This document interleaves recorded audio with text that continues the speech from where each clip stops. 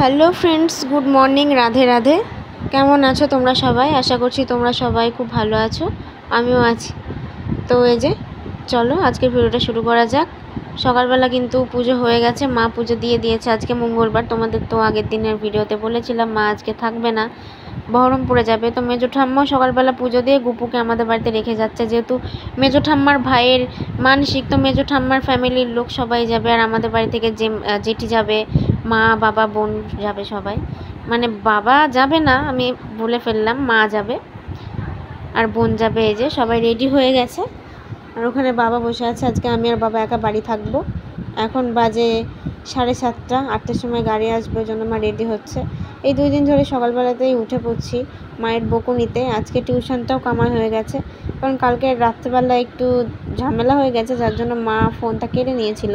কিন্তু ফোনে আমি অ্যালার্ম দিয়েছিলাম, মা মাথা যন্ত্রণা করছিল, অ্যালার্মটা বাজেওনি, হয়তো ফোনটা লক হয়ে গেছিলো, যার জন্য সকালবেলা ঘুম থেকে উঠতেও পারিনি আর পড়তেও যাওয়া হয়নি। তো এখানে দেখো ছর্দিও রেডি হয়ে চলে এসছে। অ্যাকচুয়ালি ওই সম্পর্কে ঠাম্মি হয়, তো এত অল্প বয়সে ঠাম্মি বলতে লজ্জা লাগে, ওই জন্য ছর্দি বলে ডাকি।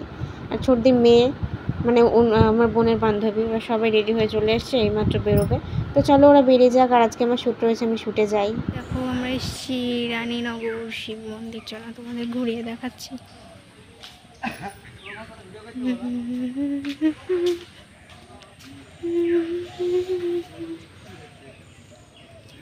এই যে দেখো, এখানে একটা শিবলিঙ্গ রয়েছে, ওখানে একটা শিবলিঙ্গ রয়েছে।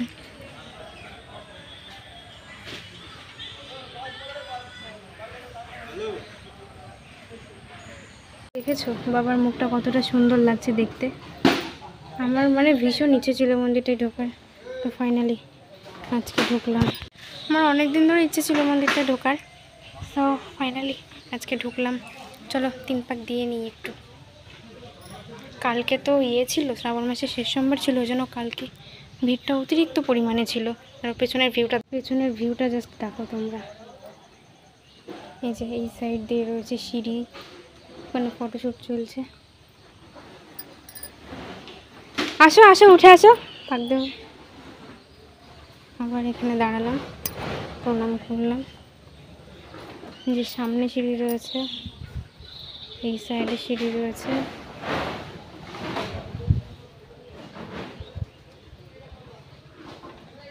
আবার এই সাইডে সিঁড়ি রয়েছে। মানে ভীষণ ভালো মন্দির। আমাদের পাড়ার মানে আমাদের বাড়ির ওদিকে থাকলে তো রীতিমতো আমি সারাক্ষণ এই মন্দিরেই বসে থাকতাম।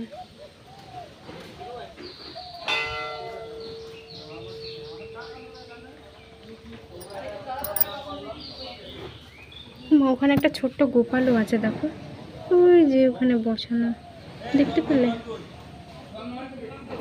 ওই সাইড থেকে দেখাচ্ছি, এই যে একটা গোপু বসানো রয়েছে। দাঁড়াও,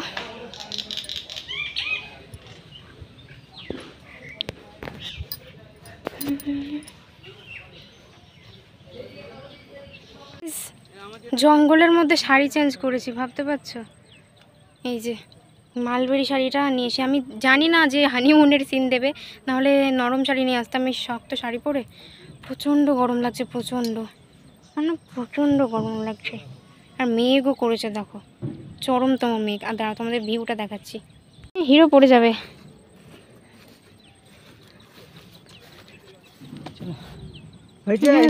গাইস, এখন বাজে বিকেল 5:30। এই সবে মাত্র বাড়ি এসে স্নান করে ঘুরতে ঘুরতে একটু ছোটো কাকিদের বাড়িতে এলাম, কাকির বিয়ে রান্নাটা নেবো বলে। তো কাকি আমাকে দেখো মাংস দিয়ে ঘুগনি খেতে দিয়ে দিল। গাইস, দুঃখের কথা আর কি বলবো, চুলটো তো সব শুকিয়ে গেছে। সন্ধ্যাবেলা মা এসে আমাকে ভাত খাইয়ে দিল। আমি ভাত খেয়ে এসেছিলাম যদিও বা 5টার দিকে, তো তাও আবার মা জোর জবরদস্তি করে 6:30 না 7:30টার দিকে আমাকে ভাত খাইয়ে দিল, পেট ফুল লোড। কিন্তু আজকে বৃষ্টি চলে এসেছিলো শুটিং করতে গিয়ে, সে পাহাড়ের চূড়ায়, মানে পাহাড় তো না, ইটভাটাতে। তো ফাঁকা জায়গা, প্রচণ্ড ভয় লাগছিল, কারণ ফাঁকা জায়গাতে বাজ টাজগুলো বেশি পড়ে। তো বৃষ্টির জলটা সম্পূর্ণ মাথায় এসে লেগেছে। তো বাড়ি এসেছি, ভাত খেয়ে উঠে সঙ্গে সঙ্গে এই যে গা কাটা দিতে লেগেছে, গা কাটা দিচ্ছে, আর প্রচণ্ড শীত করছে, মশা লাগছে, ওই জন্য ফ্যানটা চালিয়ে রেখে দিয়েছি। তবু আমি ক্যাথা গায়ে দিয়ে কিন্তু শোবো, প্রচণ্ড মাথা যন্ত্রণা করছে। আর ভাবছি এখন একটু 1-2 ঘন্টা মতো ঘুমিয়ে নিই, তারপর রাত্রের দিকে আবার পড়তে বসবো। কারণ অনেক 2-3 দিন হয়ে গেল পরীক্ষার পর রেস্ট নিয়েছি, আর রেস্ট নিলে হবে না, এবার অনেক ধকল নিতে হবে, সামনে টেস্ট পরীক্ষা আসছে। মানে একটা গেল একটা আসলো। আজকে কিন্তু পুরো শ্যুটিংটা কমপ্লিট হয়নি, টোটালটা কমপ্লিট হয়নি। আজকে মঙ্গলবার, কালকে বুধবার, কালকে তো সারাদিন ছুটি, তো কালকে অর্ধেকটা করে দেবো, তাহলেই হয়ে যাবে ফুল শ্যুটিং। আর কালকে একটু বেলা করেই ঘুমাবো, কারণ এই 2 দিন ধরে সকালে উঠে দুপুরবেলা ঘুমাতে পারছি না, মাথাটা আমার শুধু খেয়ে নিচ্ছে কামড়ে।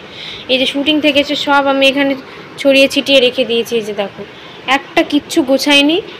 আমার মানে এত ঘুম ধরেছে কি বলবো তোমাদের। বিছানার অবস্থা দেখেছো? এই যে আমি শুয়েই ছিলাম এতক্ষণ, আবার শোবো আমি, এত শরীর খারাপ করছে। আর এই যে কাকিমার ওড়নাটা নিয়ে আসলাম, কালকে কি একটা বিয়ে শ্যুট ফুট আছে বলছিল। আমার লেহেঙ্গা ওড়না আছে, বাট লেহেঙ্গার ওড়নাটা এত পরিমাণে বড়, আমাকে পুরো ঢেকে নেবে মাথায় দিলে। এমনি লেহেঙ্গার ওড়না ডিজাইন করে পরি, তাতেই অনেকটা বড়, তো মাথায় নিলে ভাবো কতটা বড় হবে। ওই জন্য কাকিমার ওড়নাটা নিয়ে আসলাম, বললাম কাকিমা দাও তোমার ওড়নাটা পরবো একদিনের জন্য। কাকিমাকে যা চাই তাই দিয়ে দেয়। তো চলো আর বেশি কথা বলছি না, ভিডিওটা কেমন লাগলো অবশ্যই জানিও, ভালো লাগলে লাইক কমেন্ট শেয়ার সাবস্ক্রাইব করে দিও। আর হ্যাঁ, মা চলে এসেছে বাড়িতে, বিকেলের দিকে চলে এসেছে, বেশিক্ষণ লাগেনি। তো চলো, সবাই ভালো থেকো, সুস্থ থেকো, সাবধানে থেকো। অ্যান্ড ভিডিওটা কেমন লাগলো অবশ্যই জানিও। বাই।